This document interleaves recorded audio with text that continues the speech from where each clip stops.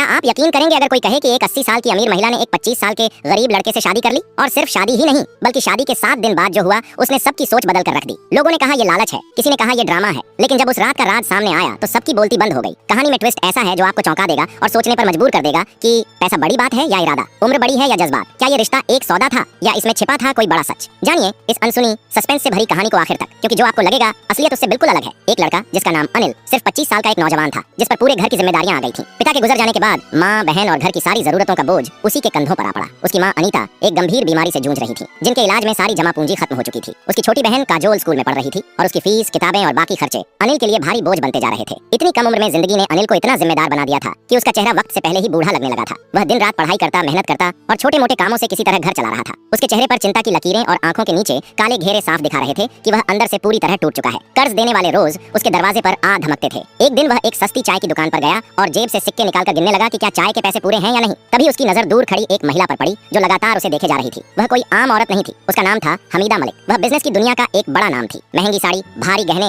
और आत्मविश्वास से भरी पर्सनैलिटी ने अनिल को चौंका दिया। हमीदा ने मुस्कुराकर पूछा, क्या तुम अनिल वर्मा हो? अनिल ने थकान भरी आवाज में जवाब दिया, जी मैं ही हूँ। कुछ देर तक वह उसे देखती रही और फिर बोली, मुझे पता है कि इस वक्त तुम्हारी जिंदगी में क्या चल रहा है। तुम्हारी माँ की बीमारी, बहन की पढ़ाई और कर्ज का बोझ मैं सब जानती हूँ। अनिल चौंक गया। उसने संकोच के साथ पूछा, आप कौन हैं और मेरे बारे में इतना सब कुछ आपको कैसे पता? हमीदा ने हल्की मुस्कान के साथ जवाब दिया, अगर तुम चाहो तो मैं तुम्हारी किस्मत ही बदल सकती हूँ, मगर इसके लिए एक कीमत चुकानी होगी, मुझसे शादी। हमीदा की यह बात सुनकर अनिल जैसे सन्न रह गया। उसने थोड़ी हिचकिचाहट के साथ कहा, आप ये कैसी बातें कर रही हैं? लेकिन हमीदा बिल्कुल गंभीर थी। उसकी आंखों में न कोई मजाक था न कोई झिझक। उसने सीधे सीधे कहा, मैं तुमसे शादी करना चाहती हूँ। अनिल कुछ कहता, इससे पहले ही हमीदा ने बात आगे बढ़ा दी, ये कोई फिल्मी डायलॉग नहीं है, मैं एक प्रस्ताव दे रही हूँ, सीधा, स्पष्ट और ईमानदार। अगर तुम हाँ कर दो तो तुम्हारी माँ का इलाज मेरी जिम्मेदारी, तुम्हारी बहन की पढ़ाई का पूरा खर्च मैं उठाऊंगी और जो कर्ज तुम्हारी जिंदगी पर बोझ बना हुआ है उसे मैं खत्म करवा दूंगी। अनिल का दिल जैसे कई सवालों के भंवर में फंस गया। वह कुछ देर चुप रहा, फिर बोला, और इसके बदले? हमीदा ने तुरंत जवाब दिया, सिर्फ एक चीज, तुम्हें मुझसे कानूनी रूप से शादी करनी होगी। मैं कोई जबरदस्ती नहीं करूंगी, तुम्हारी जिंदगी में दखल देने का इरादा नहीं है। शादी के बाद भी तुम अपनी मर्जी से जी सकते हो, बस कुछ शर्तें होंगी जिनका पालन जरूरी होगा। बातें सुनने में आसान लग रही थीं, लेकिन अनिल जानता था कि हकीकत इतनी सरल नहीं होती। वो बिना कुछ कहे वहां से निकल गया और हमीदा भी अपनी महंगी गाड़ी में बैठकर हवेली की ओर लौट गई। कुछ दिन बीत गए, लेकिन जैसे हालातों ने अनिल की सोच पर पहरा बिठा दिया। घर के बाहर खड़े कर्जदार, माँ की बिगड़ती हालत और बहन के अधूरे सपने, सब कुछ उसे अंदर से तोड़ने लगा। आखिरकार एक दिन वह हमीदा के पास पहुंचा, थकी हुई आवाज में कहा, मैं तैयार हूँ। फिर सब कुछ तेजी से हुआ। कानूनी दस्तावेजों पर हस्ताक्षर हुए, कुछ गवाह मौजूद थे और एक सादगी भरी शादी कर दी गई। अनिल ने पहली बार किसी ऐसी हवेली में कदम रखा था जो सपनों से भी ज्यादा भव्य थी। चारों ओर रॉयल माहौल, आलीशान फर्नीचर, संगमरमर से चमकती जमीन और दीवारों पर लगी पेंटिंग्स, जैसे कोई राजा अपने महल में लौट आया हो। हर दिशा से यह एहसास हो रहा था कि हमीदा सिर्फ अमीर नहीं बल्कि ताकतवर भी है। नौकर चाकर बिना बोले उसके इशारे समझ जाते थे। अनिल को समझ आ चुका था, यह औरत साधारण नहीं है और उसकी जिंदगी अब पहले जैसी नहीं रहने वाली। उसके पास वर्षों से काम करने वाले नौकर भी उसके सामने नजरें झुकाकर खड़े रहते थे। हवेली में काम करने वाली सुंदर युवतियां अगर अनिल से बात करती तो बहुत सीमित शब्दों में जवाब देकर चुप हो जाती थीं, जैसे डर हो कि नए साहब को कुछ बुरा न लग जाए। रात के सन्नाटे में उसे लगता जैसे सब कुछ उसकी मर्जी से हो रहा हो, लेकिन एक घुटन सी भी महसूस होती। जब वह पीछे मुड़कर देखता तो खालीपन के सिवा कुछ नजर नहीं आता। समय के साथ अनिल को हवेली के सबसे बड़े रहस्य का पता चलने लगा। दूसरी मंजिल पर एक भारी और विशाल दरवाजा था जो हमेशा बंद रहता था, जिस पर एक बड़ा सा ताला जड़ा हुआ था। उस दरवाजे की कड़ी निगरानी होती थी। अनिल सोचने लगा,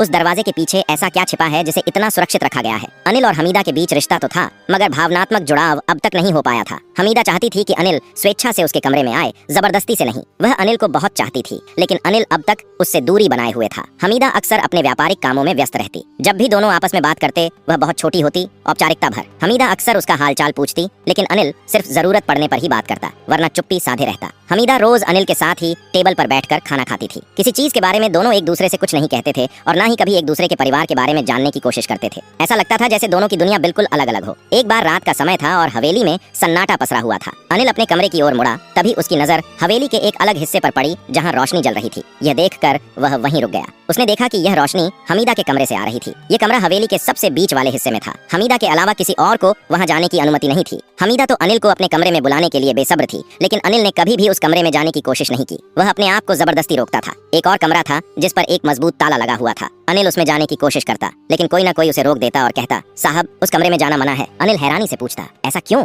लेकिन उसे कभी कोई जवाब नहीं मिलता। एक रात उसने धीरे धीरे उस कमरे की ओर कदम बढ़ाए। दरवाजे के पास पहुंचकर कान लगाकर सुना कि हमीदा किसी से बात कर रही थी, और जिस अंदाज में वह बात कर रही थी उसे सुनकर अनिल का दिल तेजी से धड़कने लगा। उसे समझ नहीं आ रहा था कि ऐसा कौन सा राज है जो हमीदा की जिंदगी से जुड़ा हुआ है, लेकिन अब उसे यकीन हो गया था कि बहुत कुछ ऐसा है जो उसे छुपाया गया है। उसके दिमाग में कई सवाल उठ रहे थे कि आखिर ऐसा क्या है जिसे हमीदा ने सबसे छुपा रखा है और क्यों वह किसी को इस कमरे में नहीं नहीं आने देती। वह खामोशी से दरवाजे के पास खड़ा रहा और अपनी धड़कनों को थामने की कोशिश करने लगा। उसके मन में अजीब विचार आने लगे कि जिस शादी को उसने समझौता मानकर स्वीकार किया उसके पीछे कोई बड़ी साजिश तो नहीं या कोई रहस्य है। अनिल ने ठान लिया कि वह हवेली के हर राज्य से पर्दा उठाएगा। यह सब सोचते हुए वह अपने कमरे में वापस चला गया और उसने निर्णय लिया कि चाहे कुछ भी हो जाए आज वह उस कमरे का राज जरूर जानेगा। वह 80 साल की बूढ़ी महिला जरूर थी, लेकिन हर दिन अनिल से नई उम्मीद और नई आशा रखती थी। अब अनिल ने सोचा कि उसे इस महिला से बात करनी चाहिए, वही उसे उस कमरे के राज से वाकिफ करा सकती है। हवेली के सुनसान अंधेरे में केवल घड़ी की टिक टिक की आवाज गूंज रही थी। रात के तीसरे पहर में अनिल उस कमरे में जाने के लिए तैयार हो गया। उसने हमीदा की एक खास नौकरानी से बात की जो 22 साल की बहुत खूबसूरत लड़की थी जिसका नाम किरण था।